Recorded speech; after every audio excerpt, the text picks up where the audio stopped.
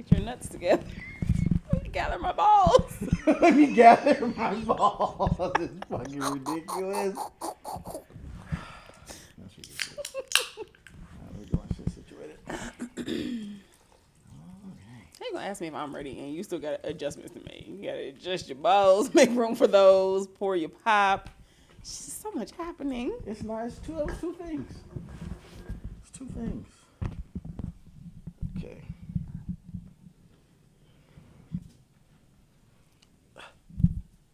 You're such a fucking diva.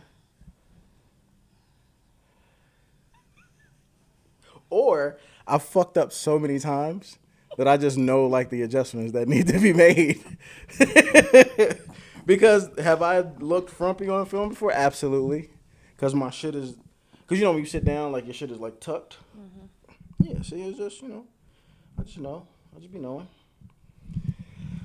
All right. We got a lot of shit.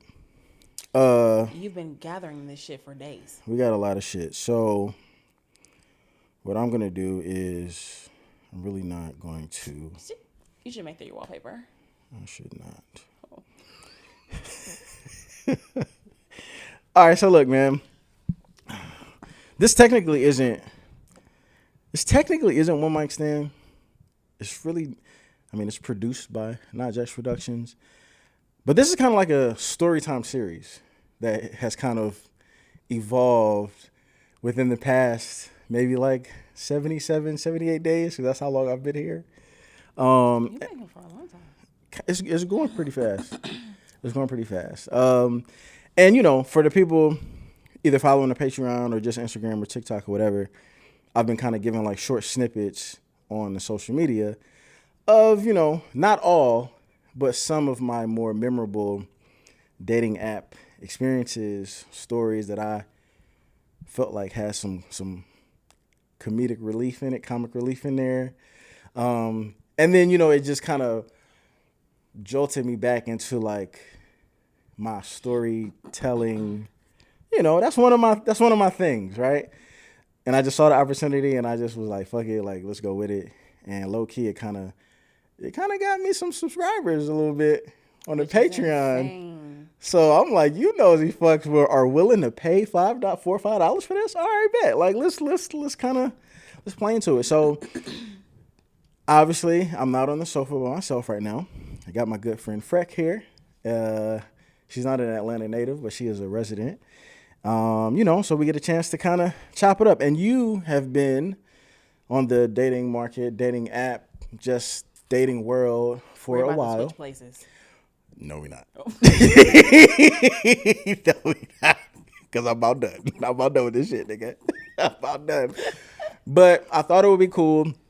I thought it would be funny to just kind of, maybe swap a few stories, few experiences, but also kind of cater to the audience, which is why we were kind of like doing like the questions and topics and stuff like that. And we're gonna try to go through them. I'm gonna say maybe like 90 minutes to like 2 hours, see how many we can get to, because I know some shit is gonna branch off into some other conversations. And maybe we'll just have to like, run it back, or we'll just see. I don't know. Like this is kind of like a pilot kind of thing. Sure. So let's just test it out. But first, for the people who don't know who you are, just introduce yourself and where they can find you if you want to be found. Sure. I'm Timber. Most people know me by Freck or Freckles. My Instagram is Countless Freckles. No underscore, just Countless space Freckles. Like Jack said, I live here, been here for 10 years. And we'll always hop on an opportunity to talk shit with him because it's just a really, really good time. Yeah. I do want to comment on something though, really quickly. Okay.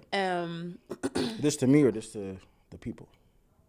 To you, for the people. Gotcha. But you mentioned people being willing to purchase or to spend money on Patreon to listen to this. Mm-hmm. I think that because dating has become so challenging, people are seeing this as community building, right? Like, I'm not in this alone. Like, I'm not the only person going through this bullshit. So then you put something out there and it's an easy grab because they're like, well, shit, I've been dealing with this same stuff. And now he's going through it. And like, this sounds relatable. Yeah. And so it's one of those things where it's like, it's a community building opportunity. And I think it could potentially give people hope because it's like, okay, it's not just me. Yeah. Yeah. So, For sure. For sure. Well, yes, we are continuing to try to build community, even if it's based on from brokenness. our misery. Boy. This is a literal embodiment of misery loves company. Trauma bonding. We are trauma bonding, which is crazy. But that's what this is. That's hilarious. All right. So I'm trying to think. Should we start with? Let's just start with our general experience. And I'm not gonna literally time it, but in my mind, let's try to keep maybe like a 10 to 15 minute cap if we're able. And then we can kind of like try to jump to the next thing. I've never really done a structured thing, but I'm gonna give it a shot. Experience as of late, because I would like you to actually start Okay. because you're newer. Okay. And like I want to talk about why I want you to talk about kind of what brought you back into the dating space because you were out of it for. Okay, that's fair. That's fair. That's a good assist by you. You know what I'm saying? More exciting than basketball. Well, that's so funny. All right, so not even traditionally, but I would just say like my past few years, you know, in Philly, I kind of gave up on dating, like in Philly. If I'm gonna be completely honest, because I said I was gonna be super transparent and honest and all that, I kind of gave up on dating.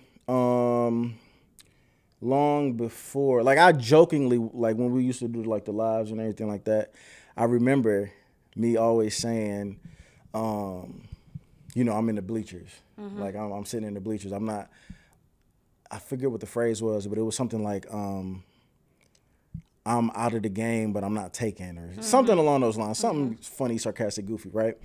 And it was a joke, yeah, but it was also just kind of like me feeling like I was just at wit's end with it, based on a lot of it is still kind of the PTSD from just relationships in general. A lot of it is PTSD from the culture shock of the abrasiveness of Philadelphia, and just like the people in the culture and just like how they interact with one another. Now, don't get me wrong, I've met some great people in Philadelphia, from Philadelphia, some great women in Philadelphia, from Philadelphia, but never really transpired into like a full-fledged like relationship, or you know, we're together, what have you, but still are really good friends with people. You know what I'm saying? But for whatever, you know, I mean, just it's so funny because like as kids, I remember as a child, everything was just so like 1 + 1 = 2. Like if you like him and she likes, or if she likes him and he likes her, like just fucking just make it work. Yeah. You know what I'm saying? And as you get older, we do complicate things on our own. Yes. But things are also just thrown in from life that complicate things without us wanting them to be complicated. And I just find myself sometimes in those situations. And Philadelphia, along with individual things, personal, professional situations, scenarios that I was in, dating was really just not, I didn't have the capacity or the bandwidth for it. But when I got the opportunity to come to Atlanta based off of work, I've been coaching myself, telling myself, I was even practicing like really even before I physically like left Philadelphia, of like, if you want to be a new person, you got to kind of be a new person. If you want to be in a new environment, you got to be in a new environment. If you want to be more, I'm not even saying that I really want to be more social, but I'm implementing, if I want to become something new, something better, I have to do things that I haven't really done. And one thing my dad, whenever we talk, he always asks me like, how's your social life? You know what I'm saying? Cause like my mom and my dad, like they know I be working. Like they know my ethic, they know my work ethic, they know my discipline, and you know what I'm saying. Every time they talk to me, they already know I'm gonna be working, I'm gonna be editing, I'm gonna be doing something, I'm gonna be looking for the next shoot or the next gig or whatever. But I know my dad specifically asked me like, so yeah, but how's your social life? And it's starting to resonate now that I'm actually trying to like create one. Mm-hmm. And that's kind of how it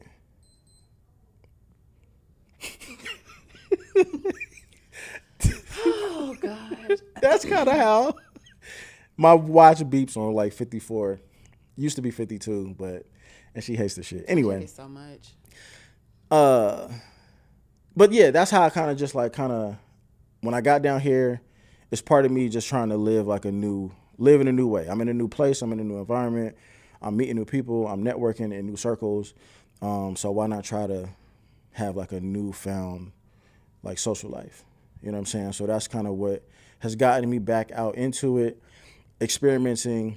I ain't gonna lie, like I know I'm gonna fuck up some pussy, right? I'm not really looking for no wife. I'm not ready. I don't have enough money for that. I don't. So, if this is your last time, it was nice meeting you. We're not having the opportunity to. It was nice meeting you. No, because you know what I've noticed though, and then I'll let you go. Well, what I've noticed, one of the blaring things that I've noticed is the Atlanta women is like they want to move fast, like quicker than like even in other places.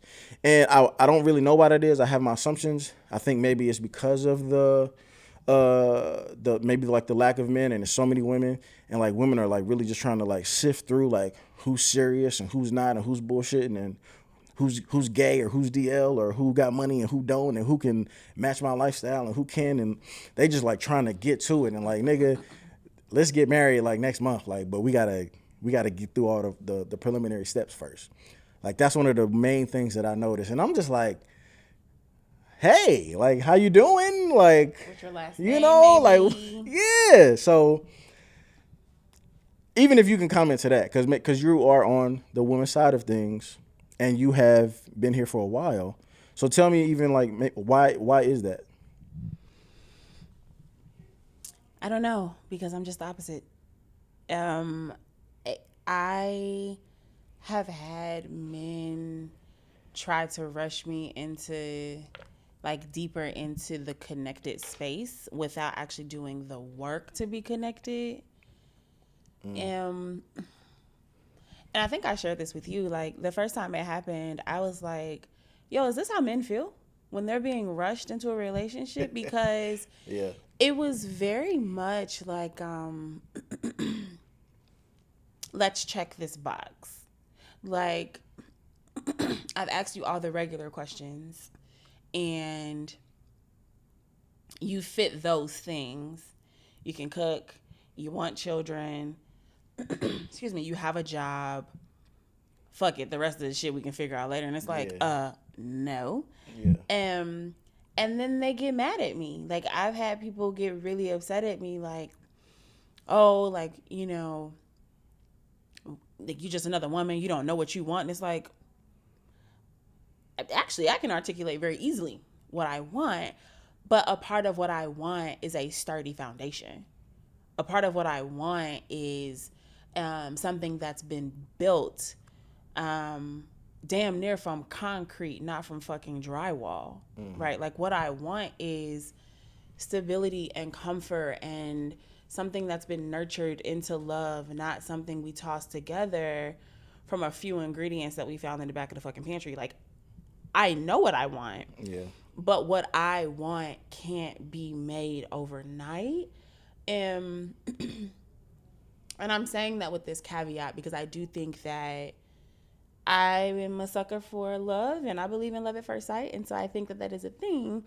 But I also think it's extremely rare. I don't know if if my story will be one of those rare stories. And so what I want, I can very easily articulate it, but it cannot be rushed. It's like a good crock pot meal. right? Like, you got to put that bitch on low. And the slower you cook it, the better it's going to be. Now, I think where you and I see different pieces of this, you are a slow walker. You take every part of the relationship slow. I'm not looking to slow it down if the pace is good for both of us and if we're both comfortable at whatever pace we're going. I'm good with going that pace. But when one person is trying to speed things up and speed things along and the other person is lagging, that's when things are, they're not, that this is not equal. You know what's interesting to me though, you know how, at least on the socials, women are they say that they're like looking for like a leader, somebody who could lead, somebody who's not gonna lead them off a cliff, you know, someone competent, et cetera, et cetera. I find, or just at least in my like little short stint, I'm finding like the women are kind of, it's like they want a leader, but their energy and their conversation is like by default like kind of trying to take the lead, like trying to take the wheel, because it's like a lot of the narratives and the rhetoric that I've kind of heard is like a nigga need to match me, a nigga need to be at my level, a nigga need to, you know, kind of basically do what I do and match my lifestyle. And for somebody who's looking for a husband or for marriage, like, and I'm not a big Bible person, but it just seems like that's backwards. You know what I'm saying? Like it almost, and maybe I don't know if this is like, is gonna sound chauvinist or misogynistic or whatever, but it would make more sense if maybe the woman, the rhetoric is like, I'm trying to find someone who has a program that I can align with, or I'm looking for a man who's covering that I would be comfortable under. As a, you know what I'm saying? Like it may be really might be saying the same thing, but just the way that it is being articulated, it makes a big difference. Because I be goofy and I be saying whatever to these bitches. I ain't gonna lie, y'all seen it, but He's a fucking clown. but I do read, I do listen to what women say, and I try my best to like read in between the lines. Sure.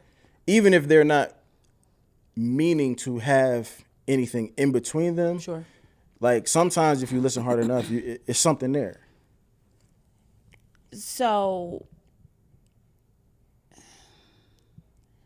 that resonates with me because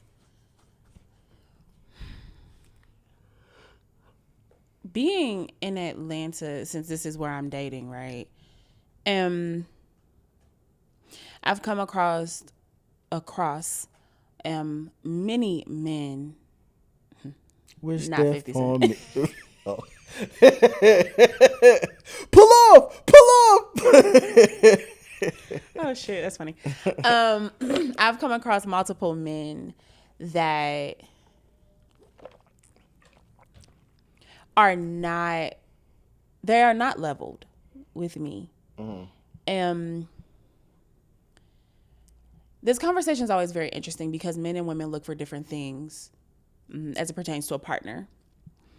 A woman is looking for provision, protection, that whole, right? I do believe that what you said versus what you've heard, I do think it's the same thing. But I do think that women may not be taking the time to really fully put thought behind how it's landing, right? Because me, for instance, I yearn for love deeply, but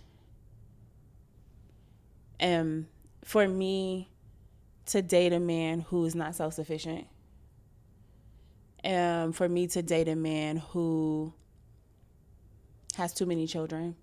What's too many? For me, too many would be more than two. That would be difficult. Okay.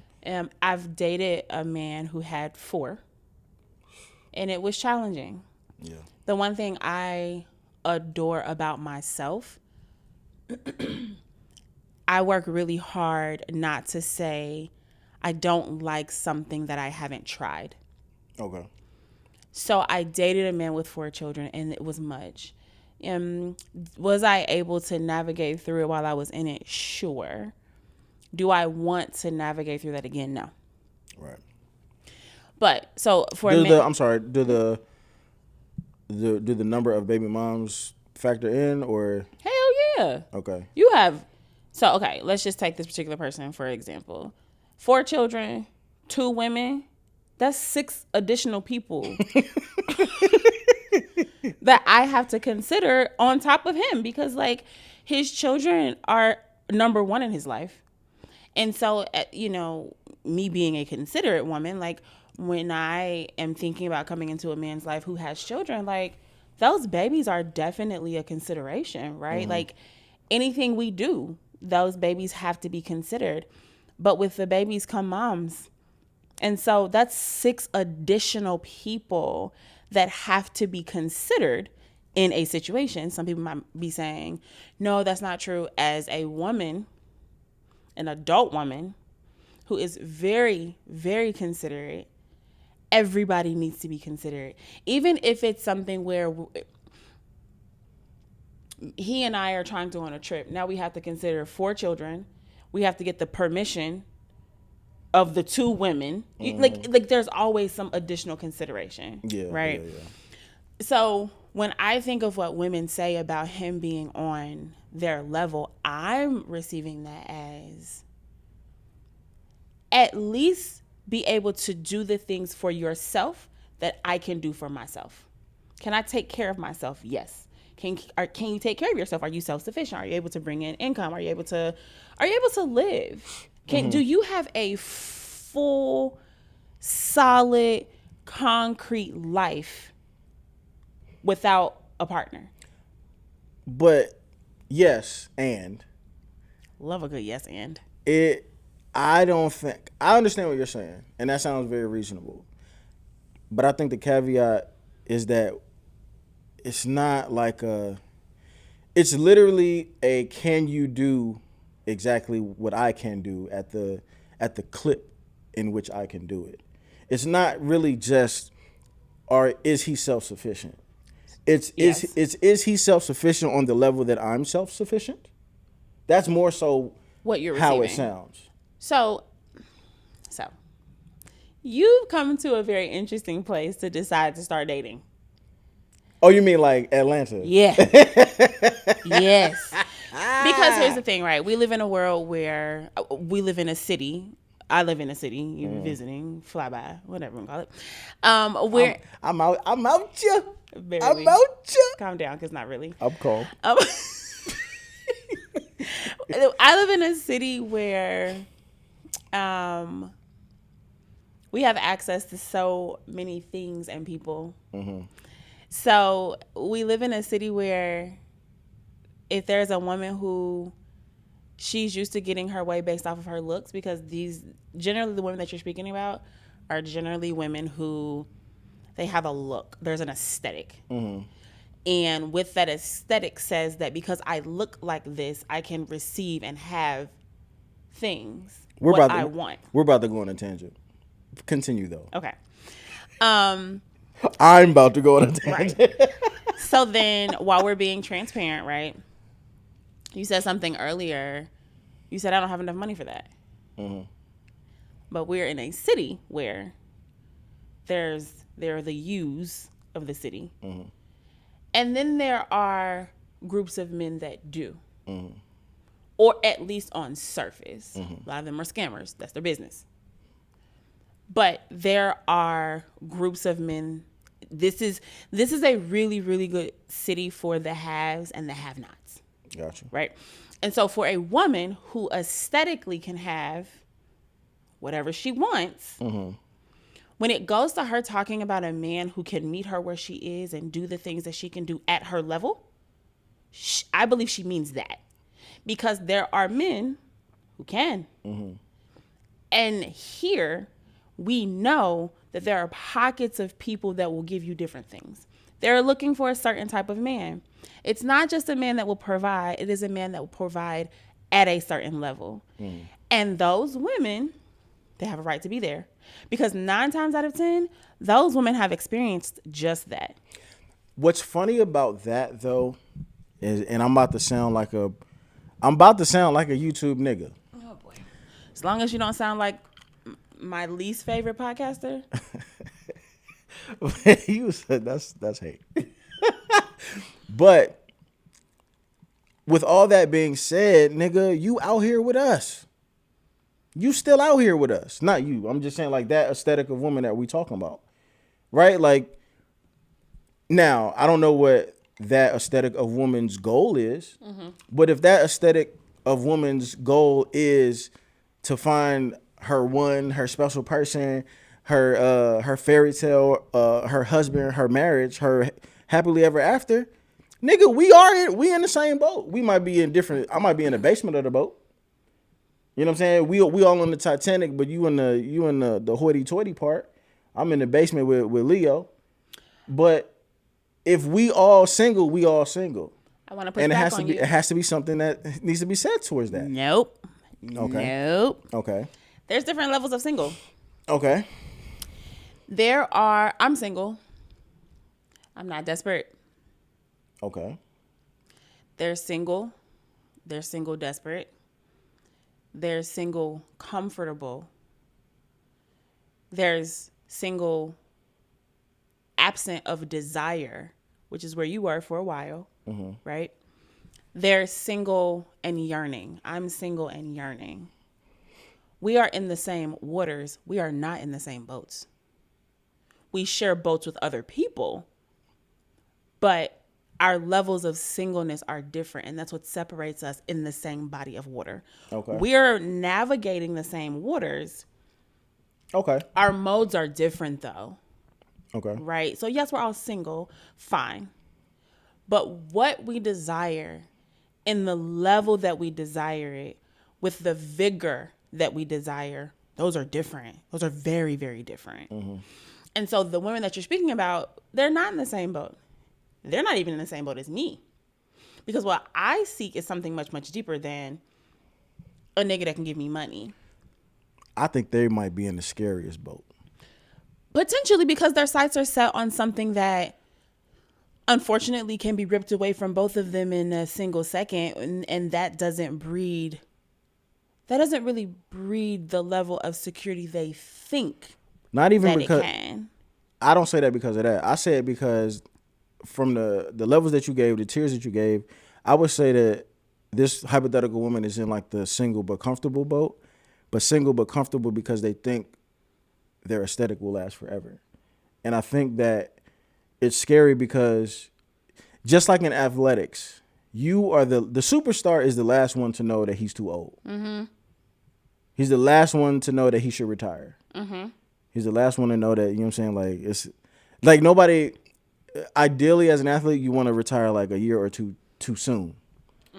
But most of them retire a year or two too late when you find out, damn, my body can't do this. So then you're left in that area of like, it's like one day everybody trying to go on your boat, and then the next day nobody trying to go on your boat. So, yes, but. Not an and? No. Wow. All right. Because I think, well, yes, and. There we go. But I also think that that's a boat, but then there's a floaty. The old nigga. The old ugly short nigga. No. That's the lifeboat. No. I think there's a lifeboat attached to the boat that we were referencing. But there's a lifeboat attached to it because this group of women, there's a subgroup that are extremely insecure. So. Okay. I'm liking this. Right? So you say. This is where I come in. That. To make it worse, to deepen the insecurities. Because you say that there are these women that essentially think that their looks never fade. I want to introduce the idea of these same women, some of them, maybe not all of them, but some of them are also the women that have gotten work done. Okay. And it went from something maybe more high level to then they couldn't stop getting the work done. Their insecurities are so embedded in them that they're not thinking that the looks won't go away. They're chasing the fact that they will, and they're trying to find somebody before they do. And so, yes, the boat, but then I think there is that rescue boat of women who are actually very, very insecure. I think this kind of leads into one of the notes of are men really that bad? Yes. Or Sorry. or are women really that bad? Yes. Go ahead and well, since you're so Yes. sure, Yes. how do you feel about this? Yes. Yes. And this is one of your questions actually from last night. God, I feel so deeply about this. I have so many feels. I think